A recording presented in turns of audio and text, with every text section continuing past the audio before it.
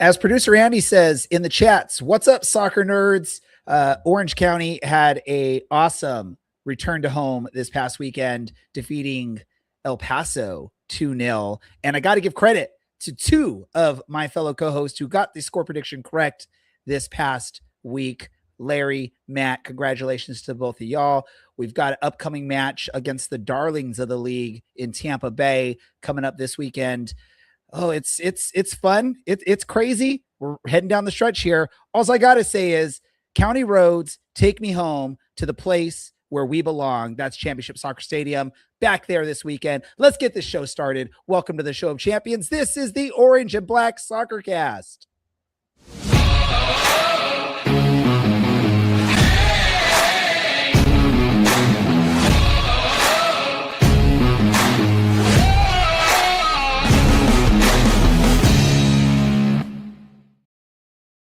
How's it going, Orange County? Welcome to another episode of the Orange and Black SoccerCast, your first and only show dedicated to Orange County Soccer Club, its fans, and supporters just like you. I'm your host, Ray Samora. I'm here to take you through this journey as we discuss all things Orange County Soccer Club. We've got the original co-host joining us back tonight. That's Dylan. Dylan, how are you feeling, man? We're back at home, and we're still winning. We're still getting points. How's it feeling for you? Refreshed. Oh, sorry. I thought you were asking about the vacation I took last week. No, good. Honestly, I really appreciated us having a match on the road so I could actually see Orange County. But now I get to look forward to coming to Orange County. And hopefully it's a handful of times this fall as well, because things are looking pretty good.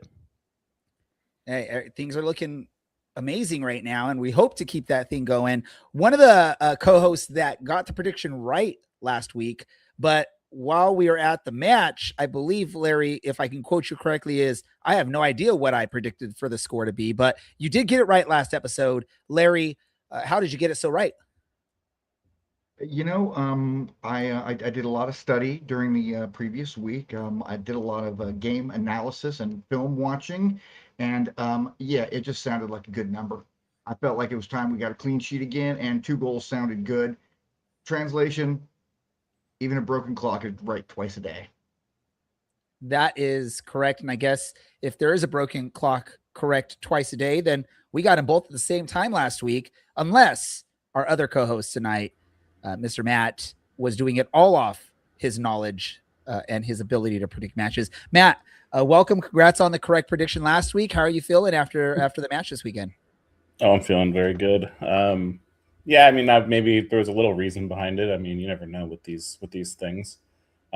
Just thought we'd get a clean sheet and get a couple. You know, some simple analysis, really. 2-0 is just a solid home win that you think is going to happen when you're the favorite, and you should just get the job done. I mean, sometimes it's as simple as that, is don't overthink it. Just go with, what seems like a natural score for this match. And Orange County, after the long road trip, comes home, gets the victory, gets 2-0 victory, gets 3 points in league play to stay atop of the Western Conference. And these games are not going to get any easier as we look forward. But let's talk about the match this past weekend. First and foremost, props to the home fans that made the trip out to Championship Soccer Stadium. It was a very electric, energized crowd out there, and you could feel it. And I know we are huge fans. So I know, Larry, you and I were talking about how just exciting it was just to be back at the stadium. For a meaningful soccer. Again, we've talked about that Colorado Springs match of being basically a glorified friendly. This was meaningful soccer in Orange County. To my, happiness, they didn't sort of look totally like what I was thinking, where I thought they were going to be just exhausted. They actually came out. There were some struggles early on. I think I talked to some people in the front office. There were some struggles probably early on in this match, but Orange County did what they had to do. They got the victory. I'm going to go to you first, Larry, because you were on the sidelines during the match. So I just want you to, before we talk about the match, just talk about what you experienced, what you saw at the stadium. See it on the players' faces, how happy they were to be back home. And again, like you just said, Ray, playing a meaningful game back at the Champ. It was just probably one of my favorite games I've been to in the last, 2-3 years at least. Let me ask you, Dylan, watching this from the stream, so you get more of a tactical view of everything. It's obviously being at the stadium is a great experience, but when you get to watch the actual like TV broadcast of it, you can sort of see a little bit in more detail what's going on with the play. What was your impressions of the team in the first half against El Paso? And then we'll move on to the second half after that. It's just felt like a slightly more polished version of the team I got to see in person in Monterey, which was maybe not the most exciting thing going forward, but a team that was more than capable of striking quickly. And yeah, Usman Silla, I said it a month ago now. He is so good on the ball. He is so technically gifted and so capable, and his ability to finish off chances like this. I mean, he takes two guys on and just puts it past Romero. So that's kind of the key to success. I think it was talked about on the broadcast a handful of times, but Orange County was kind of clinical in front of goal. They just weren't wasteful. They took their chances. We didn't really see that in Monterey, but we still came away with a win. I'm happy.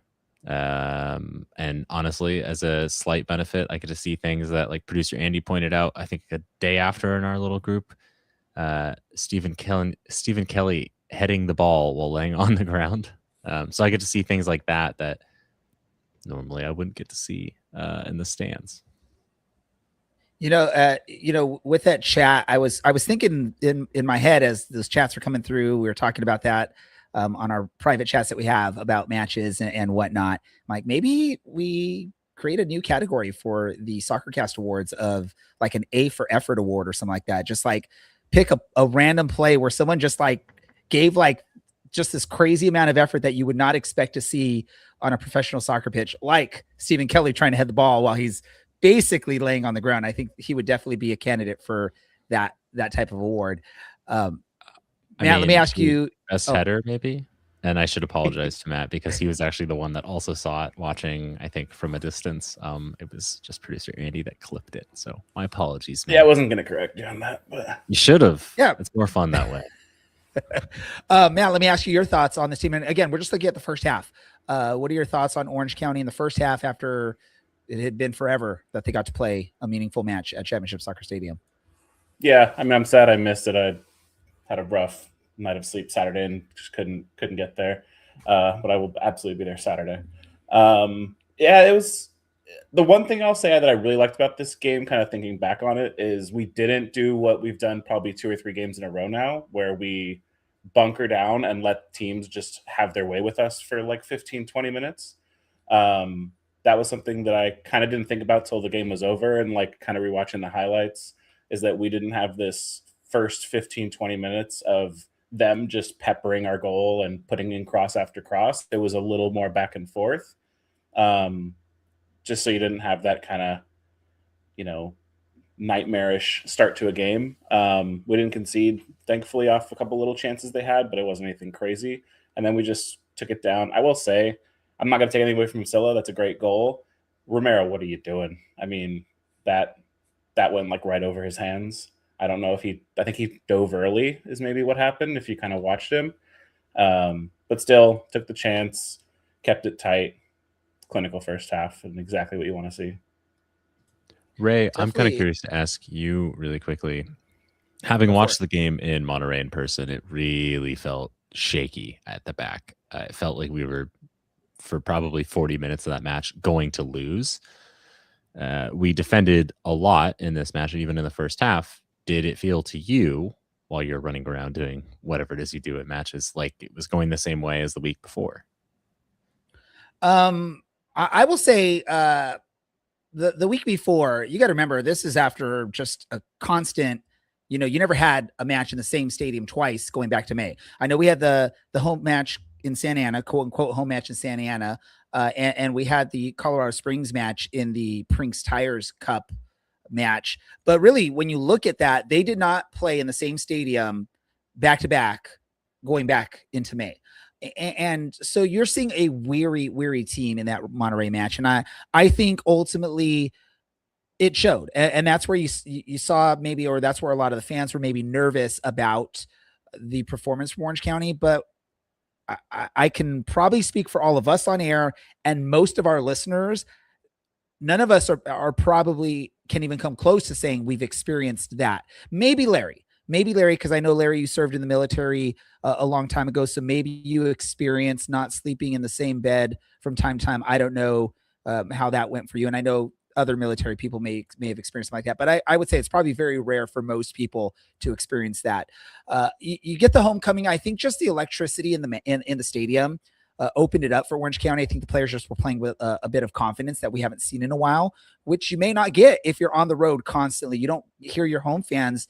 Part of that energy that they get is from the home fan energy as well. So I think that played into a factor of this. And I think maybe what we're seeing here is this is Orange County maybe showing when we're on the road, we're going to play for what you would expect on the road of bunkering down, just taking the punches and then capitalizing on those opportunities. Where at home, you're going to feed off the energy of the fans and you're going to be a little bit more aggressive, a little bit more risky on some of your stuff and not hunker down because you feel a little bit more confident there.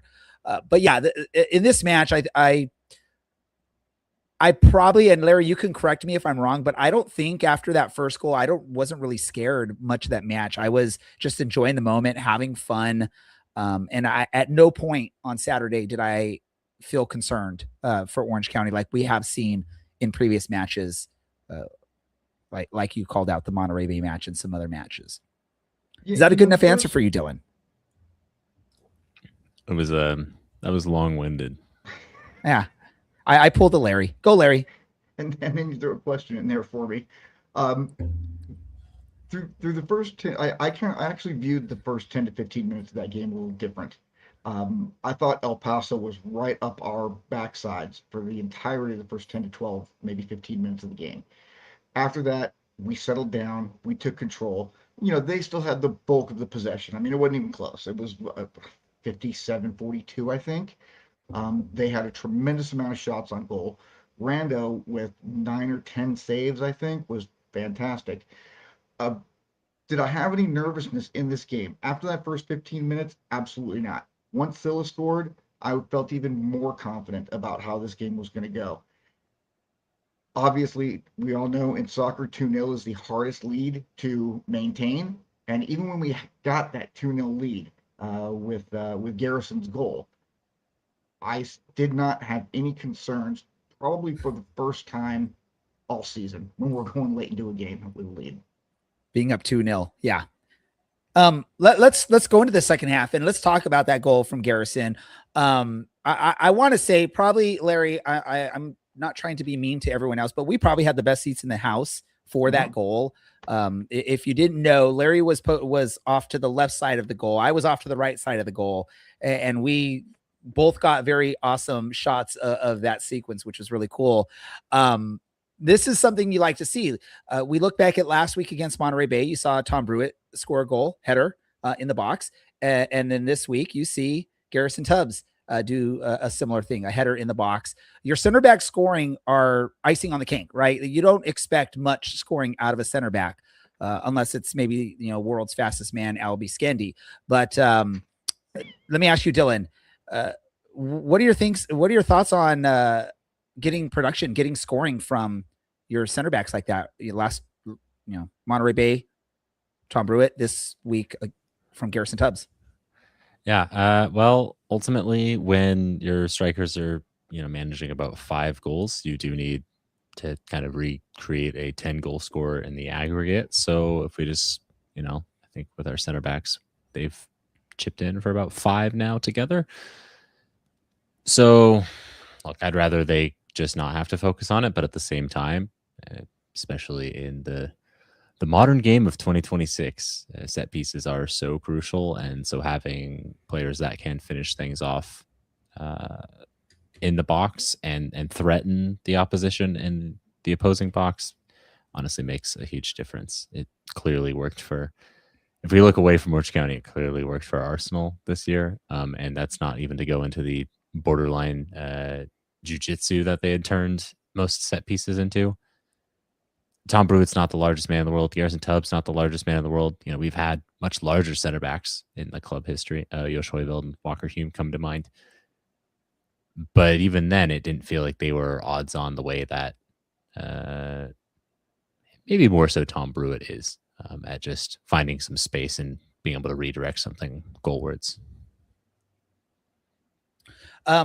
Let me ask you, Matt, really quick on this second half performance. And let's also just talk a little bit more about Alex Rando, because I want to just get your thoughts on what we're seeing out of him. Yeah, it seems like at this point, each and every match, he seems to just be getting better, which, I mean, he was already good early on in the season, but against Monterey Bay, he came up big and kept us in that match pretty much for a large chunk of it. In this match, he made some pretty big saves. There also were some great goal line clearances from some of the defenders out there.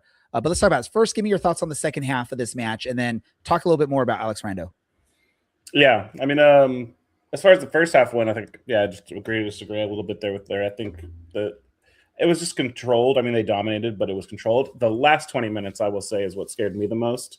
I forget which Discord I put it in, but we needed desperately a Partita or someone to come in like the 70th minute, probably. I think the chance they just showed on the highlights where Silla, tries to kind of take the ball down, and you could just see how gassed he was. And then same thing with Solis. I think Solis had a really good game for the first 70 minutes. Broke up play, absolutely just putting his body on the line he made, I think, 2 or 3 like big blocks on shots. But towards like the 70th minute onward, I think our midfield just was gassed, and there just wasn't someone that can come on to just slow it down, hold the ball. It felt like we kept trying to dribble through the midfield from the 70th minute. I remember like 2 or 3 times trying to like dribble the ball, and you could just see their legs were dead. And then they'd give it up in our half, and, up El Paso would go up on our end and, create a chance. So besides that, though, yeah, we got the second goal, which is Larry. That stat is incorrect. I hate to be pedantic. It is not the most dangerous. 1-0 is, but it is a dangerous lead because of a momentum shift. It can be. But that second goal just gives you that comfort that, hey, if they do get one here off someone's, butt or score somehow, at least we have that little bit of insurance. So we're not too worried, especially with how good we are defensively. I'm not worried. Teams can get a lucky goal. For them to get 2, I think is pretty unlikely against us when we keep it this tight. So that second goal was very clutch to just give us that little bit of reprieve that we wouldn't just concede a stupid late goal.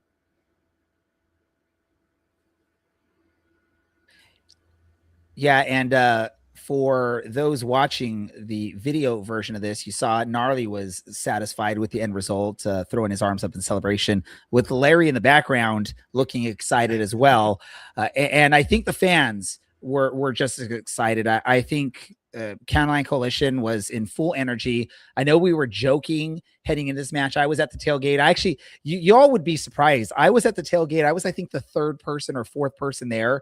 Anyone that knows me going to the Orange County games, I'm usually there closer to 6 p.m. and I was there at 4:30, ready to enjoy, even though it was in the high 80s, low 90s, especially with that asphalt going. But we were joking about, are we going to be out of shape? Are we going to be winded? Are our voices going to be gone after 5 minutes of chanting? Because we haven't done this in such a long time. But they were full force, volume high, chanting like crazy. I know when Garrison Tubbs scored his goal on the other side of the pitch where Larry and I were, you could hear Caroline Coalition going crazy. You could hear them chanting, doing all that fun stuff. So it was awesome to see.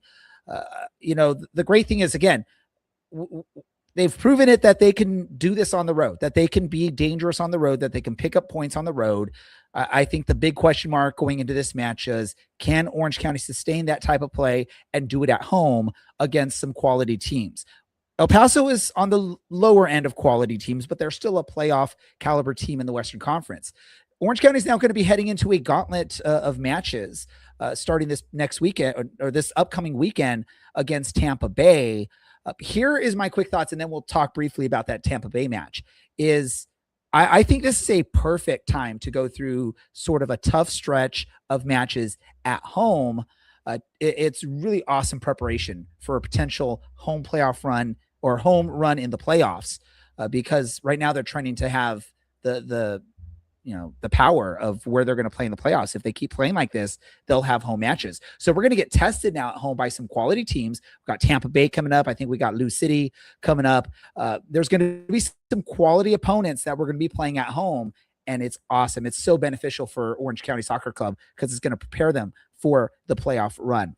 Let's talk about this match coming up against Tampa Bay really quick. Again, I joke, but they're the darlings of the USL Championship. Obviously, the headquarters are in the Tampa area, and so the Rowdies let's be honest, they have a rich history. They have a bigger history than almost any team in this league, or a deeper history. Doesn't have to be bigger. Dylan, go.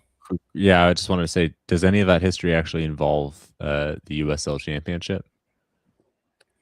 Well, I mean, USL Championship doesn't have much of a history, so obviously when Tampa Bay first formed, USL Championship wasn't a thing. So yeah, they were the finalists Dylan. in 2021. Yes, they were. What about the other finalists? Who'd they play in that match? I think one of their fans is known for being shirtless and wearing a fanny pack. So Larry, you've been dying to speak, Larry. You've been raising your hand. You're so polite, Larry. Go for it. Well, Dylan asked a couple of questions, and I knew the answers to the questions, so I wanted to, give the answers, but they've already been answered. So let's go. Let's keep moving. So if we look at this, the matchup on paper, very, very closely balanced here. You look at Orange County going with 9 wins, 2 losses, 7 draws. Tampa Bay has a couple more wins, couple less draws. The goals for slightly better for Tampa, similar goals allowed. But the big discrepancy, if you look at, I believe the S is shots. Correct me if I'm wrong, anyone. Tampa Bay almost 100 more shots. Now, it's shots. It's not shots on target. It's shots. But it means they are going to take their attempts. They're not going to sit back and wait for the best opportunity. They're just going to take every opportunity they can get and hope that something comes on target and something gets past the goalie. Dylan, are you worried this weekend as Orange County hosts Tampa Bay, or do you think Orange County can keep their momentum and pick up 3 points again? This is the one team that is technically better than Orange County in the entire league. This is also a team, and that's based on points. Obviously, they like shooting the ball a lot, and there's nothing wrong with that. Alex Rando certainly proved, actually, our whole back line certainly proved that they were up for that on Saturday night. But this is also a team that gets to play the likes of Brooklyn, whom they beat 2-0. This is a team that gets to play Jacksonville, who they beat 2-0 in the Cup, and I think 1-0 in the league. So there's 6 free points that we'll never get. And they get to play, Jacksonville again. So in the West, where things are a little more equal and realistic and fun, you see that Orange County is still on top after 18 matches and still very good. We are the second best team in the entirety of the league. All of this to say, why should Orange County be scared? Tampa has to travel. That always sucks, especially flying across the entire country. I think it took me 16 hours to get back from Tampa in 2021, albeit with a few flight delays and a handful of beers. All that to say, yeah, why be scared? At this point, Orange County has proven that they can play their game plan on the road. They can play their game plan at home, and it's up to other teams to beat them. I mean, they do play in the Leastern Conference, and Dylan went over some of the opponents. But if you look at the records, the Western Conference has one team that is under 21 points, while the Eastern Conference has 5 teams that are under 21 points overall in the standings. That's where Tampa Bay is getting those extra points, is from some weaker opponents. So maybe that's where they're getting some more of these wins, But Matt, your thoughts on Tampa Bay? What scares you about them, or are you not scared at all? I mean, we should have a healthy fear of a team that's top of the East and, scored a few more goals than we have. I mean, if you look at their shots on target, it's not that much more than ours comparatively to their shots. So it looks like they just have a go. And that's something we welcome with teams, is take those, pot shots all you want. We'll just sit here and let Rando make some saves and just keep it tight. I think it's a fun matchup. I think it's a little bit of I wouldn't say they're a super prolific goal scoring team, but judging by their last couple fixtures, it looks like a little bit of a immovable object, unstoppable force type of game. So could be a preview of the final. I know some of you guys are superstitious, but this game could be very important for who hosts the final. We shouldn't be looking that far ahead, but it is a thing. So yeah, big game, clash of titans. We'll see how it goes. I'm not scared of them. I think we can absolutely match them, especially considering we're at home. Another reason why I think it's very important we win this game, or at least worst case get a draw, so that we can, hopefully host the final if it comes down to it. It could come down to head-to-head. It could come down to us beating them up by a point or two. So, yeah, big game. Very excited for it. Yeah, I'm looking forward to Bloody Marys at the Champ. But Larry, let me ask you this. Obviously this past weekend, crowd was energized because they've been waiting for this moment. Okay, now we have that match out of the way. Are you concerned about the drop down in energy, attendance, etc. for the match against Tampa Bay, or are you expecting to see the same type of energy and the same type of crowd against Tampa Bay? Well, given that I'm not going to be there Saturday night, hopefully people do not take my example and buy concert tickets 8 months ago, before the USL season was announced. But I do not see that as an issue. Yes, crowd size helps, but we have been so good overall that I don't know how much of a difference the crowd makes. And maybe we can ask Garrison that question. But one thing I would like to point out, that in their last 4 league matches, Tampa Bay has scored 10 goals. Good for them. In their last 4 league matches, Tampa Bay has conceded 11 goals. So that's something I think really important to keep in mind.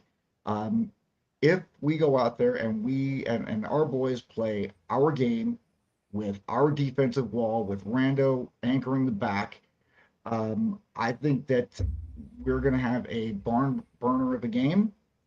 I think that whatever amount of people are there are going to be excited and they're going to be digging it. And, with Matt back in the CLC, that'll be, one more voice to be loud again. We got to get Dylan to come down here because he gets loud down there too. I wouldn't let that part of the status of this game be a concern. And I don't think it's going to be. I think we're going to have a lot of really good attendance, going through to the end of the year. Well, I mean, Larry, go ahead, Dylan. Yeah. What concert are you going to go see? OAR. For those that are only listening in audio, you're missing Dylan's facial expression to that answer. Let's do this. Let's go around and get our predictions for this match. Orange County hosting Tampa Bay, the 2 top teams in each conference. This is like, I think, was it you, Larry, that said the unstoppable force and the immovable object, or was that Matt? One of you two said that. I think it was you. Who knows? Was it? It wasn't me. I know agree, that. but Dylan, your prediction for this match. I don't need credit for things. You deserve it anyway, Matt. You're a beautiful person. Let's go to Orange County. Larry. I was my original thought was 2-1, but you know what? I think we're going to have a repeat, and I think that they're going to take their 4,000 shots. I think Rando's going to win a save of the week, and I think we're going to block another 10 or 12 shots to up our league leading total, and we're going to go 2-0 once again. Matt, your prediction. 1-0. 1-0. Hey, I'm just going off of gut feeling here. I'm expecting a great performance from Orange County. 4-0 Orange County in this match. We're going to shock and surprise the darlings of the USL Championship. One of the players that I'm hoping plays a big part in this match, maybe scores another goal, maybe gets some good goal line clearances or saves or stops. That's going to be Orange County Soccer Club defender Garrison Tubbs. Garrison, welcome to the show for the first time. How are you doing after this past weekend? Well, can you guys hear me all right? Yes. Yeah, we got you. Yeah, thanks for having me on. No, I'm feeling great. Let me ask you this, because y'all, I mean, this is like unheard of in soccer of playing basically on the road since May. We were talking about it earlier. Even though you had 2 home matches sandwiched in there, it doesn't feel like home matches because you're just packing up and you're not even unpacking your bags, right? You're just keeping them packed and going to the next spot. How did it feel to be back at Championship Soccer Stadium in front of a big size crowd like that? I mean, it was amazing. Obviously, it's been very hard last couple weeks and months for us, and we really we really had to grind those games out and everything. So to be back and be in front of the home crowd and everything, and they were electric. I really feel like they helped make the difference on the weekend. So to be back at home was amazing. And part of the amazing electricity of that home match was the header that you put into the back of the net. Run us through that, how that went.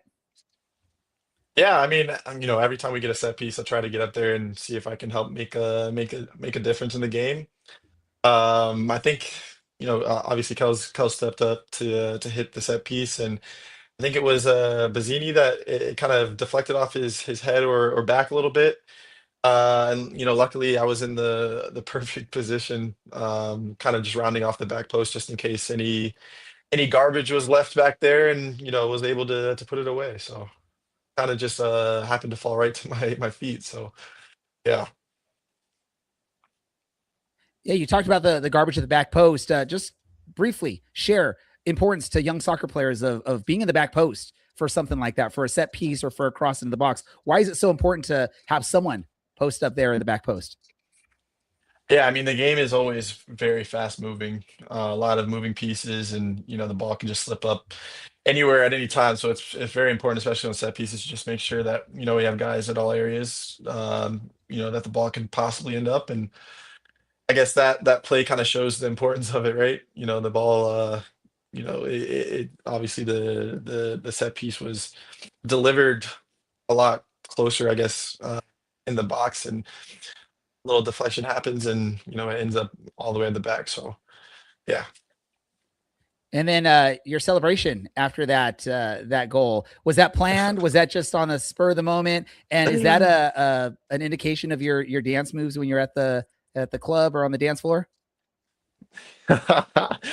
Well, it was a little bit of both, I guess. It's a little dance that some of us in the locker room have been, just doing for fun, listening to music in the locker room and stuff. I'm not sure if you guys have seen it on social media or anything, but it's kind of been a little dance that's gone viral, especially in the middle of the World Cup and everything. So, I always said whenever I scored again that I'd be able to hit it, and I scored, and it was just kind of an impulse decision. I ran over there and was like, yeah, I gotta do it.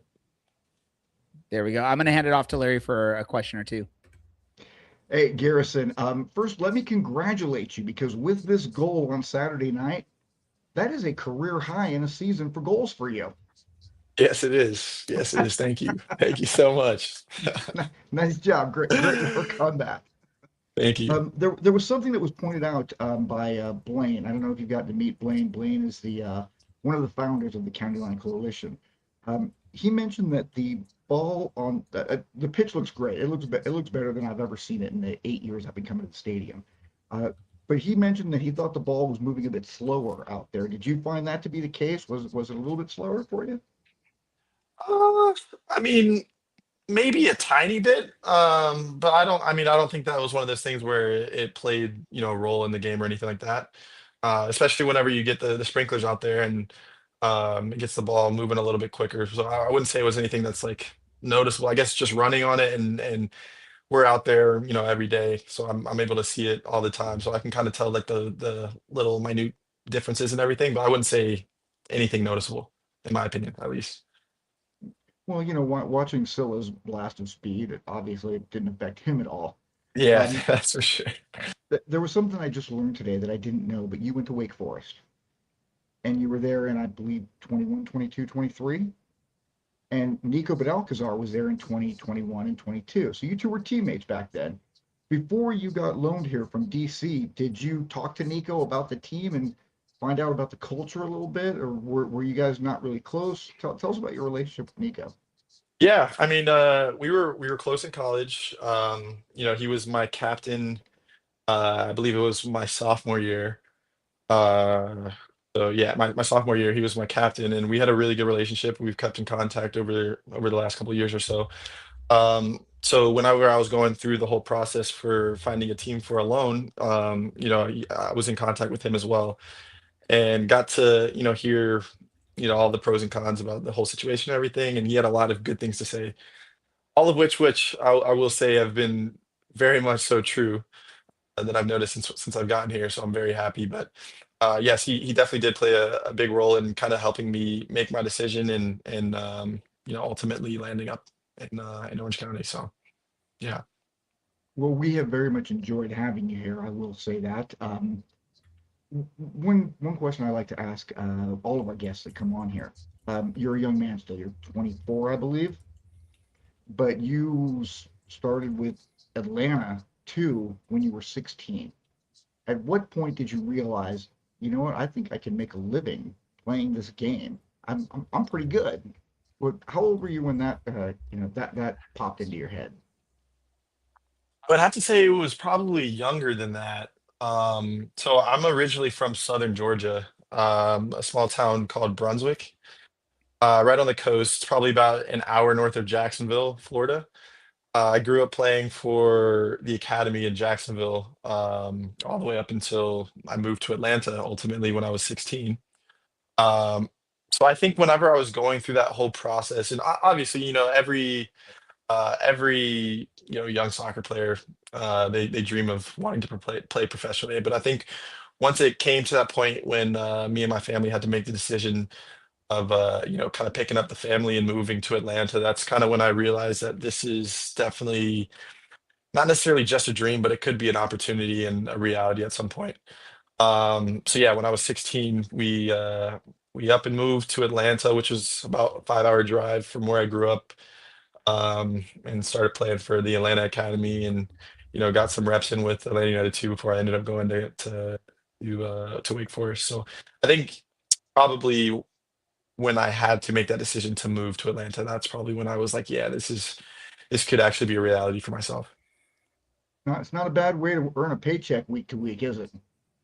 No, not at all, not at all. Hey, Very that's blessed. yeah, absolutely. Hey, that's it for me, Garrison. I just want to say that I think I told you this before. Prior to your very first game with us on the show, I predicted that you would score your first goal in your first game with us. And we know what happened in your first game. So I'm just going to say right now, I got nothing but love for you, but I am never going to predict that you score a goal again. I'm just going to be happy when you do. So I'm going to hand it off. I think Matt's got a question for you. So Garrison, keep on keeping on, man. We'll see you soon. Sounds good. Thank you. Yeah, speaking of former teammates, and I'm really going to look stupid if you guys didn't cross over, but I just double checked and I think you did. What did you learn from DC United legend Steven Birnbaum and also Irvine native? Yeah, I mean, my rookie year, he was one of the leaders, one of the captains on the team. And we had a really good relationship. Obviously, working next to him every single day in training, I kind of got to learn the ins and outs, not only of obviously he's the same position as I am, but learning the professional environment and how to navigate daily life as a professional. I think that's debatably almost as or even more important as learning the ins and outs of being a center back. So yeah, I'm very grateful that I got to share the pitch with him every day in the locker room, and just getting to learn from him every day. Was there any talk to him when you were gonna come to Irvine? I went to high school with him. I've known him since we were like 10 years old. So Okay, yeah, no, I actually, so this is the first. I didn't know he was from Irvine. okay, yeah, So yeah, this is yeah. born and raised. Okay, cool. Second question, more fun. I have to ask, what's the best joke someone's ever made about your name? Because I know you've got them. Oh, I feel like there's been a good a good amount. I don't know. I when I was like, ooh, maybe two, I was a Teletubby for Halloween. I'm not sure if you guys are familiar with the Teletubbies. Very familiar. But that was a nickname of mine for a little bit, Teletubby. So I think that's probably the best one. Um, it's probably my favorite one I could think of at the moment. Okay, Yeah. I'll pass it over to Dylan. See what he's got. I love that, Garrison. I hope you own the Teletubby, my friend. For sure. Good. More about, I guess, you as kind of a player and a person. Who, if anyone, do you model your game after? Ooh, that's a tough question for me because growing up, I was a forward, believe it or not. It wasn't until I moved to Atlanta that I started playing center back. So I started playing center back when I was 16, turning 17. Um, so I don't really know if I've really modeled my game after anyone. I've always prided myself since becoming a center back that I'm a defender that's likes to be comfortable on the ball and likes to have the ball at my feet. Um, and I think being a forward most of my life kind of helped me in that regard. Um,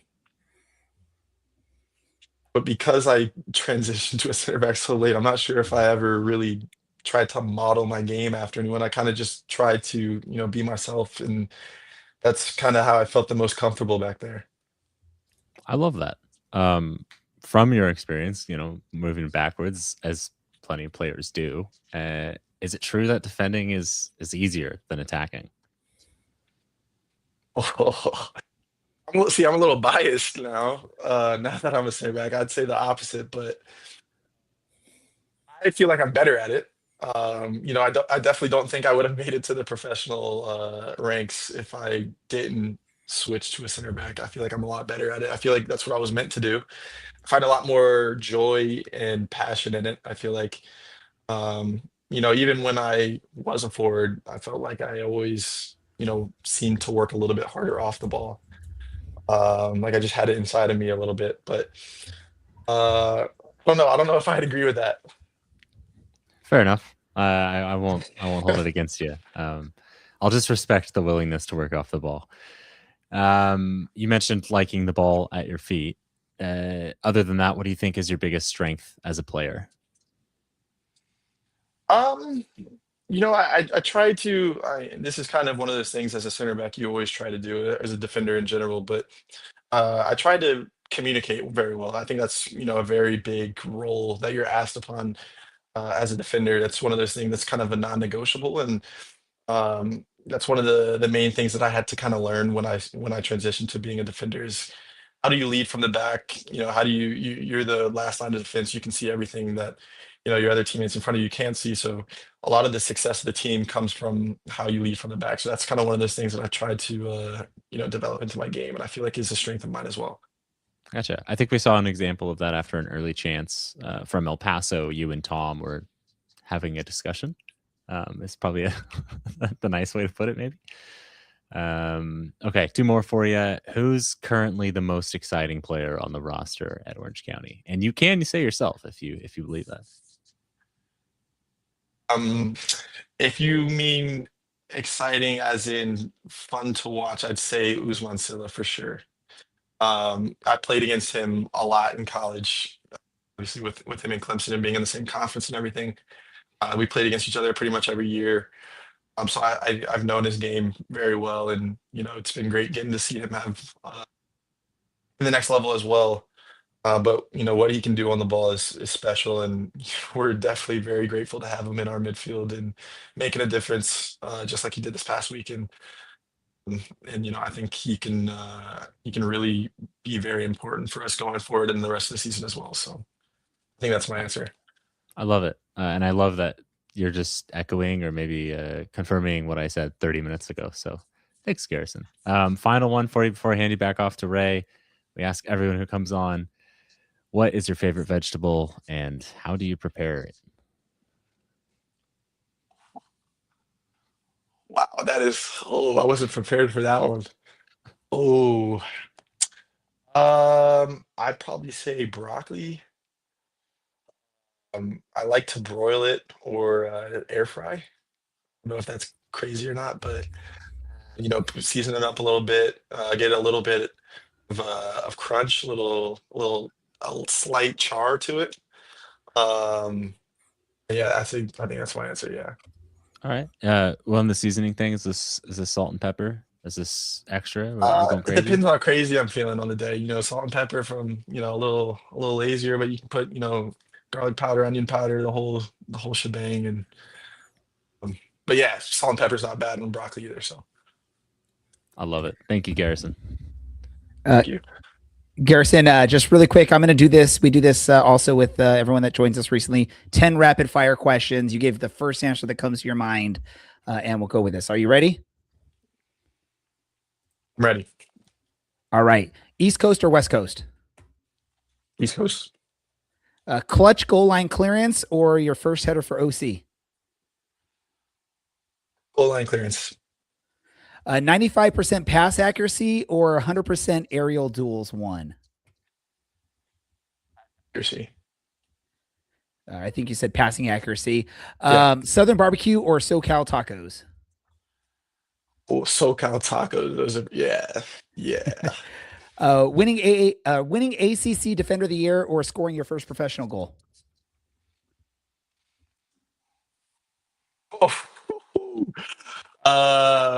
First professional goal. Perfect. A clean sheet in a gritty 0-0 draw or winning a chaotic 3-2 match? I'll take winning every day. Awesome. Yeah. Playing it short under high pressure or pinging a 50-yard diagonal pass? Pinging a pass. Yeah, that feels good. USL Championship or MLS? Oh my goodness, these are some crazy questions today. I'll go champ because I'm with OC. All right. Defending a quick, shifty winger or battling a massive physical striker? 50 winger. All right. And then a packed Spry Stadium or a packed house at the Champ? Yeah, I don't know if I can answer that one. They're both top environments. A lot of fun at both. I'm not sure if I can put an answer to that one. No problem. I'll let you plead the fifth on that one. One last one I had. We had a listener in the comments ask if you have a favorite food spot in Orange County, and also what salsa do you pick with your tacos, red or green? I picked green. I don't know if that's crazy, but I picked green. Probably my favorite taco stand. I think a taco stand is probably my favorite. If you have any recommendations, I'd love to hear some. I like to try a lot of different restaurants and good food. So if you have any recommendations, please let me know. But I think taco stand. Oh, we got I will say the taco stand is an awesome choice. I actually really love that place. They have some good food there. Yeah. Garrison, well, we need to respect your time and let you go because you got to get well rested this week for a big matchup against Tampa Bay. Number 1 versus number 1. We're excited for that. Any last message for the fans planning to make the trip out to Championship Soccer Stadium this weekend? No, I mean, we look forward to seeing you guys. The energy was electric this past weekend. And we hope to keep it going. Awesome. Everyone, amazing defender, goal scorer for your Orange County Soccer Club, Garrison Tubbs. Garrison, thank you for joining us, and we're looking forward to a long, long run going forward here in this season. Thank you so much. Thank you. Really quick, I do got to say this. I got to say this, Dylan. You do know in the modern soccer game, defenders are expected to play really, really well with the ball at their feet and make offensive type moves. So I think the transition from attacker to defender is easier these days than maybe it was 20 some odd years ago. That's not even my question. It's also just, is it easier? I mean, would anybody care who, I don't know, Mbappe was if he was a right back? Maybe. No. If he played like Jed Spence, maybe. Yes, I had to throw it in there. It's been a fun episode, y'all, and we're running short on time here. So what I want to do is I want to ask, with Ted Lasso coming back, I believe tomorrow at this point, we've got to talk about coaches, and we have our own coach that's amazing, Coach of the Week, Danny Stone. And we also had just our recent guest that was just on, Garrison Tubbs, who was put on the Team of the Week for USL Championship. How deserving, really quick, briefly, Larry, how deserving are both of those for making or receiving those honors? Absolutely. Without question, those are properly properly chosen. Garrison had a great game. Even if he doesn't score the goal, he had a fantastic game.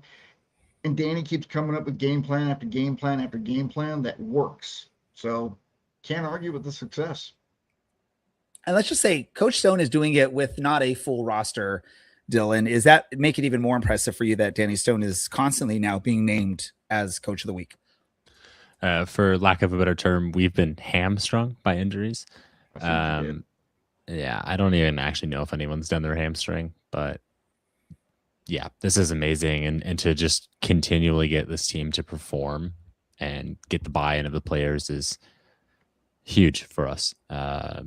Strike while the iron's hot, and he's kept it hot for a couple months now. Matt, your thoughts on the performance of Garrison Tubbs and or the tactics of Coach Stone?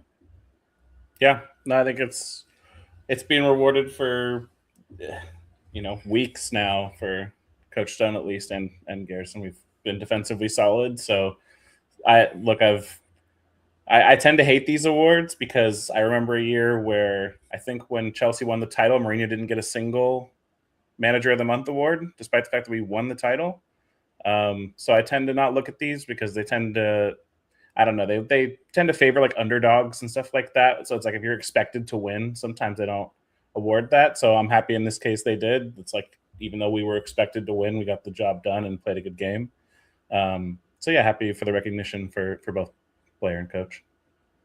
Yeah, I know after his debut with Orange County, a lot of us were really hesitant or scared to see what maybe was going to come of Garrison Tubbs because, again, most of us didn't know. We hadn't seen much of him. We unfortunately don't watch much DC United here in Southern California, but I'm glad to see that he has forgotten that and he's now playing at a high level, and it gives us really some great leadership in the back line, which is obviously, and Coach Danny, so we've been talking about it. We were all excited when he got when they announced that he was coming back for the season. We all thought it was going to be a great opportunity for him to show what he can do and put together a good season for Orange County. Let's do this. We are going to go into random thoughts, and this can be either random soccer thoughts, random thoughts, or what have you learned in this episode. I will go randomly with Larry. I learned that too many people like broccoli, and that really kind of just turns my stomach in general. And I would just say I learned that it's possible to lunge for the ball while you're laying on the ground and get ahead to it in a professional match. We saw that this weekend from Stephen Kelly as producer Andy's putting it on the screen. So that's what brought that up for me. Dylan, you go next. Yeah, I gotta say I'm not surprised that Larry doesn't know what broccoli is or it makes him sick or something. Yeah, I remember that wedding menu. There were no vegetables available. There were 2 vegetables. Yeah, it's I bread. didn't eat any of them, but there were some there. I didn't see him either, Dylan. So yeah. Anyway, my random thought this week is imagine how crazy it was to be the first couple of humans to yawn. I mean, you must have assumed like this is terminal, like this is super contagious. This is it. Just hanging out in a cave, and you start yawning, and here we are, a few thousand years later. Still stifling yawns. I shall not yawn. We're gonna do the award for the most random thought on the show this year, and Dylan has already won that. So Dylan, congratulations on winning the most random thought for 2026 on the show. Wrong. Let me go to Matt, and I'm gonna assume Matt's gonna talk positively about all the moves the Angels made over the past 72 hours, right, Matt? A step in the right direction. I just look. It all depends on what we do later, because if we do what we did on Monday, whatever it was, and we don't continue to rebuild, it'll be all for naught. I hate losing Soriano. I think I mentioned on this show how much I love Jose Soriano. So I was very sad to see him go. But if we actually commit to a rebuild, then we're coming in 2032. You watch out. So if they can develop the players, which we have rarely seen from the Angels, but if they can develop those high prospects, that'll be awesome. I did say, by the way, Matt, last week is I knew this was happening with Jorge Soriano because in my MLB The Show 26 career, he has like an over 8 ERA on the season. So I knew the Angels were going to have to trade him. Finish up your thoughts, Matt. Yeah, no, like I said, if we can commit to a rebuild, I'll be very happy. It's what drives me crazy is the in-between we've done over the last 5 years, 10 years, 15, whatever it is. Like at some point, just rebuild, trade. I'd give up Trout. I'd give up everybody if it meant we could just start getting some prospects because we have the worst farm system in baseball. Trout's got a no trade clause, and his wife loves it here. All right, this is not a baseball podcast, Larry. Thank you. Well, Okay. let me just say, Matt wants to see the Angels do what I do in every video game sports like franchise mode is I trade all the veterans and get all the 18-year-olds and put them into my lineup and just sink or swim. With that said, I want to thank everyone that participated in this episode, including the puzzled Dylan, Mr. Larry, the bearded one, Angel fan. If there's any left, we got Matt here on the show, plus producer Andy, our guest this episode, Garrison Tubbs, all the listeners that listened live and participated in the chats and sent their thoughts. Hey, it's been an awesome episode. Let's keep this run going for Orange County Soccer Club. Let's get the victory this weekend. Let's keep it going, get the 3 points and more. And let's just go into the playoffs at full speed, full throttle, whatever else you want to say. Hey, that's it. This is the Orange and Black SoccerCast. Oh, wait, if you liked it, give us a like, give us a share. We appreciate that if you do. If you didn't like it, give us a like, give us a share, and we'll appreciate that as well. Hey, this is the Orange Black SoccerCast. We are out.